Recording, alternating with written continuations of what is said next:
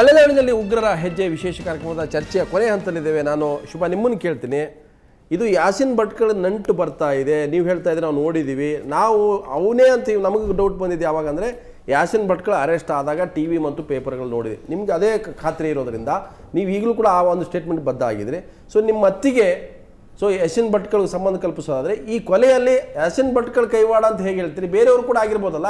So ಆ ಕಾರಣಕ್ಕೆ ಅವರೇ ಮಾಡಿದ್ರೆ ಅಂತ ಹೇಗೆ ಬರ್ತೀರಿ ನೀವು? ಸರ್, ಈಗ ನಮ್ಮ ಅತ್ತಿಗೆ ಮಾತುಗಳು ನಮಗಿಲ್ಲ, ಅವಶ್ಯಕತೆ ಇಲ್ಲ. ನಮ್ಮ ಏನು ಮಾತಂದ್ರೆ ಕುರಿ ಹರಕೆ ನಾವು ಒಂದು 20 ಪೇಜಿಂದ ಒಂದು ಬರೆದು ಕೊಟ್ಟಿದ್ದೀವಿ ಪ್ರತಿಯೊಬ್ಬರು ಅಧಿಕಾರಿಗಳಿಗೂ. ಆ 20 ಪೇಜಲ್ಲಿ ನಾವು ಕೇಳೋದಿಷ್ಟೇ, ಕುರಿ ಹರಕೆಗೆ ಬಂದ ಅನುಮಾನಾಸ್ಪದ ವ್ಯಕ್ತಿ ಯಾರು, ಅವನು ಏನಕ್ಕೆ ಬಂದಿದ್ದ, ಅವನು ಬಂದು 15 ದಿನಕ್ಕೆ ನಮ್ಮಣ್ಣ ಕೊಲೆ ಆಗಿದ್ದಾನೆ, ಇದು ನಮಗೆ ಬೇಕಾಗಿರೋ ಉತ್ತರ. ಅಲ್ಲ, 15 ದಿನಗಳಲ್ಲಿ ಆದಂತ ಬೇರೆ ಬೇರೆ ಚಟುವಟಿಕೆಗಳು, ವ್ಯವಹಾರಗಳು, ನಿಮ್ಮ ಅಣ್ಣನ ವ್ಯಾವಹಾರಿಕ ದ್ವೇಷಗಳು, ಆ ವ್ಯಾವಹಾರಿಕ ಸಂಬಂಧಗಳು ಬೇರೆ ತರ ಇರುತ್ತಲ್ಲ. ಈಗ ನಾವು ನೋಡಿದ್ವಿ, ಒಬ್ಬ ಉಗ್ರ ಯಾಕೆ ಹಣಗೇರಿ ಹರಕೆಗೆ ಬಂದ, ಒಬ್ಬ ಉಗ್ರ ನಮ್ಮ ಅಣ್ಣನ ಹಣಗೇರಿ ಹರಕೆಗೆ ಯಾಕೆ ಬಂದ, ಅದು ಅವಳ ಮೂಲಕ, ಅವಳ ಜೊತೆ, ಅದು ಬೇಕಲ್ವಾ? ಶಂಕರಪ್ಪನವರೇ, ಇವರ ಸ್ಟೇಟ್ಮೆಂಟ್ ಅನ್ನು ನೋಡೋದಾದ್ರೆ ಯಾಸಿನ್ ಭಟ್ಕಳ್ಗೂ ಈ ಕೊಲೆಗೂ ಹೇಗೆ ಲಿಂಕ್ ಮಾಡಕ್ಕಾಗುತ್ತೆ? ಅಂಶಗಳನ್ನ ನಾವು ಗಮನಿಸಬೇಕಾಗ್ತದೆ ಬಹಳ ವಿಚಾರವಾಗಿ. ಇದು 2011ರಲ್ಲಿ ಮಾಡಿರ್ತಕ್ಕಂಥ ಕೊಲೆ. 2011ವರೆಗೂ ಇವತ್ತಿನವರೆಗೂ ಯಾಸಿನ್ ಭಟ್ಕಳ ಅರೆಸ್ಟ್ ಆಗೋವರೆಗೂ ಯಾವುದೋ ಒಬ್ಬ ವ್ಯಕ್ತಿ ಮತ್ತು ಫೈನಾನ್ಷಿಯಲ್ ಬಿಸ್ನೆಸ್ ಅದು ಇದು ಅನುಮಾನಗಳು ಹೇಳ್ಕೊಂಡು ಬರ್ತಾ ಇದ್ದಾರೆ. ಅನುಮಾನಗಳು ಎಲ್ಲಿವರೆಗೂ ಬಂದಿದೆ? ಯಾಸಿನ್ ಭಟ್ಕಲ್ ಅರೆಸ್ಟ್ ಆಗೋವರೆಗೂ. ಅರೆಸ್ಟ್ ಆದ್ಮೇಲೆ ಗೊತ್ತಾಗಿದ್ದು ಈಗ ಅರೆಸ್ಟ್ ಆಗೋವರೆಗೂ, ಅದೇ ಅರೆಸ್ಟ್ ಆಗೋವರೆಗೂ. ಈಗ 1-2 ವಿಚಾರಗಳನ್ನು ಬಹಳ ಸ್ಪಷ್ಟವಾಗಿ ಇಲ್ಲಿ ಗಮನಿಸೋದು. ಒಂದು, ಸಾರ್ವಜನಿಕವಾಗಿ ಜನ ನಮ್ಮ ಚರ್ಚೆಯನ್ನು ಗಮನಿಸಿದಾಗ ಒಂದು ರಾಜಕೀಯ ಉದ್ದೇಶಕ್ಕಾಗಿ ಯಾಸಿನ್ ಭಟ್ಕಲನ್ನು ಈ ವಿಚಾರಕ್ಕೆ ತಂದರೆ ಪ್ರಚಾರ ಬರ್ಬೋದು ಅಂತ ಮುಂದಿರ್ಬೋದು. ಇನ್ನೊಂದು ವಿಚಾರ, ಈ ವಿಚಾರವನ್ನು ಮೊದಲೇ ಇವರು ಯಾಕೆ ತರಲಿಲ್ಲ ಅಂತಕ್ಕಂಥ ಮತ್ತೊಂದು ವಿಚಾರ ಇರ್ಬೋದು. ಸೊ ಇದೆಲ್ಲನೂ ಸರ್, ಇದು ನಮ್ಮ ಚರ್ಚೆನೂ ಸಹ ಯಾಸಿನ್ ಭಟ್ಕಲ್ ವಿಚಾರ ಅವ್ರು ಹೇಳಿರೋದ್ರಿಂದ ರೈಟಿಂಗಲ್ಲಿ ಅದು ತನಿಖೆ ಆಗಬೇಕಾಗಿರ್ತಕ್ಕಂಥದ್ದು ಸೂಕ್ತ. ಬಿಕಾಸ್ ಮುಂದಿನ ಭವಿಷ್ಯದ ಉದ್ದೇಶದ ರಾಷ್ಟ್ರೀಯ ರಕ್ಷಣಾ ದೃಷ್ಟಿಯಿಂದ.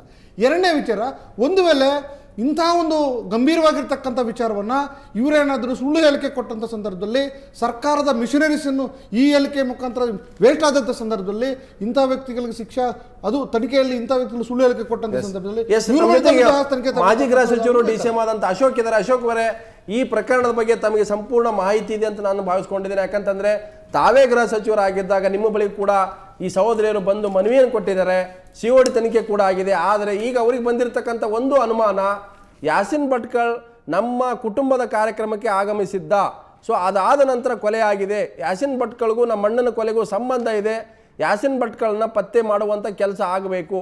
ಹಾಗಾದರೆ ನೀವು ಹಿಂದೆ ತನಿಖೆ ಮಾಡಿದಾಗ ಅದರ ಸತ್ಯಾಸತ್ಯ ಹೊರಗೆ ಬರಲಿಲ್ಲ ಅಶೋಕ್ ಅವರೇ?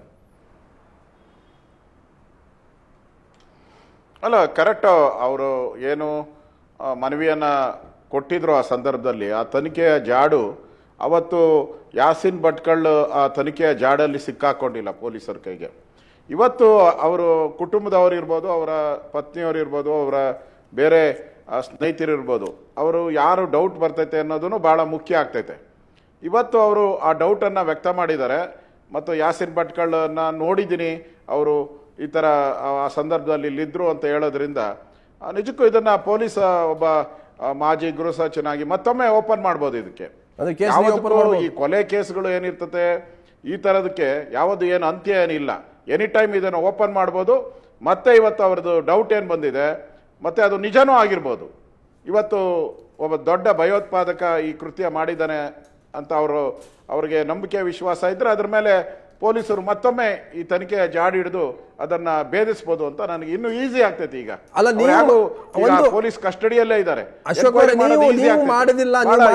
ಇದನ್ನ ಕಂಡುಹಿಡಿಬಹುದು. ಅಲ್ಲ, ಅವರ ಸಹೋದರಿ ಆರೋಪ ಏನಂದ್ರೆ, ನಮ್ಮದೇ ಸರ್ಕಾರ ಇದ್ದಾಗ ನಾವು ಬಿಜೆಪಿ ಕಾರ್ಯಕರ್ತೆ ಆಗಿದ್ದೆ, ಆಗ ತನಿಖೆಯನ್ನ ದಾರಿ ತಪ್ಪಿಸಿದ್ರು, ಯಾರೋ ಪ್ರಭಾವಿಗಳು ಇದನ್ನು ತಪ್ಪಿಸಿದ್ರು, ಬಿ ರಿಪೋರ್ಟ್ ಹಾಕಿದ್ರು, ಆಗಲೇ ಇದು ಸರಿಯಾದ ತನಿಖೆ ಆಗಿದ್ರೆ ನಮ್ಮ ಅಣ್ಣನ ಕೊಲೆ ಯಾರು ಮಾಡಿದ್ರು, ಯಾಸಿನ್ ಭಟ್ಕಳ್ ಆಗಲೇ ಪತ್ತೆ ಆಗ್ತಾ ಇದ್ದ.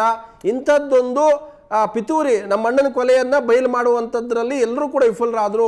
ಅದು ತಾವು ಕೂಡ ಸೇರಿದಂತೆ ನಿಮ್ಮ ಇಲಾಖೆ ಕೂಡ ಅವತ್ತು ಇದನ್ನು ಸರಿಯಾಗಿ ಮಾಡಲಿಲ್ಲ ಅನ್ನೋ ಅಂತ ಆರೋಪ ಮಾಡಿದ್ದಾರೆ.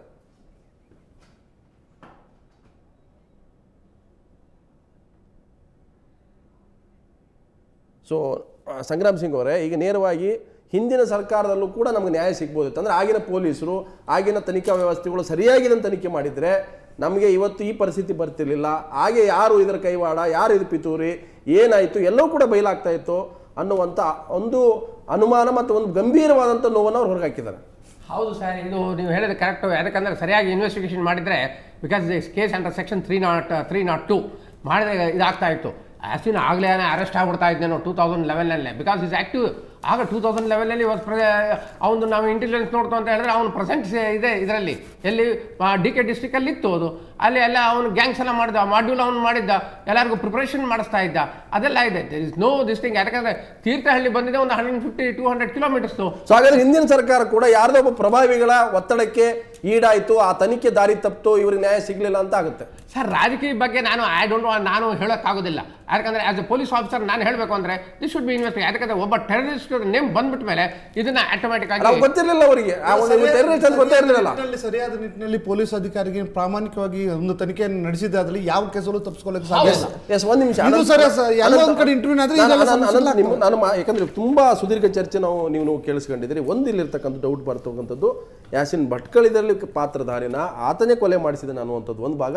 ಇವ್ರು ಹೇಳುವಂಥದ್ದು ಆತ ಇದ್ದ ಅನ್ನುವಂಥದ್ದನ್ನು ಮಾತ್ರ ಹೇಳ್ತಾ ಇದ್ದಾರೆ ಹೊರತಾಗಿ ಇದ್ದ ಅನ್ನೋದಾದ್ರೆ ಆತನೇ ಕೊಲೆ ಮಾಡಿಸಿದಂತ ನಾವು ಪ್ರೂವ್ ಮಾಡಬೇಕಾಗದ ತನಿಖೆನೇ ಆಗ್ಬೇಕಾಗುತ್ತೆ. ಇಲ್ಲಿ ಅದೇ ಭಾಳ ಸ್ಪಷ್ಟವಾಗಿದೆ. ಎರಡು ವಿಚಾರ ಬೇರೆ ಬೇರೆ. ನಾನು ಪ್ರಾರಂಭದಲ್ಲೂ ಹೇಳಿದೆ, ಒಂದು ಕೊಲೆ ವಿಚಾರ, ಅದನ್ನು ಒಂದು ಕೊಲೆ ಅಂತಲೇ ಟ್ರೀಟ್ ಮಾಡೋಣ. ಯಾರು ಮಾಡಿದ್ರು ಅದು ಕೊಲೆನೇನಾ? So it can be treated as any murder. But ಅವ್ರ ಹತ್ತಿರ ಇನ್ನೊಂದು ವಿಚಾರ ಬಹಳ ಗಂಭೀರವಾದ್ದು, ಭಯೋತ್ಪಾದಕ ನಮ್ಮ ಜೊತೆ ಇದ್ದ, ತೀರ್ಥಹಳ್ಳಿನಲ್ಲಿ ಇದ್ದ. ಅವನೊಬ್ಬನೇ ಇದ್ನ ಗೊತ್ತಿಲ್ಲ, ಗೊತ್ತಿಲ್ಲ, ಅವನೇ ಕೊಲೆ ಮಾಡಿದಾನ ಗೊತ್ತಿಲ್ಲ. ಬಟ್ ಅದಕ್ಕೆ ಹೇಳುದು, more than the case of murder, it is this allegation that merits investigation ಅಂತ. It is to be investigated. ನಾನು ಚರ್ಚೆ ಮಾಡ್ತೀನಿ. ಮತ್ತಷ್ಟು ಚರ್ಚೆ ಮಾಡ್ತೀನಿ.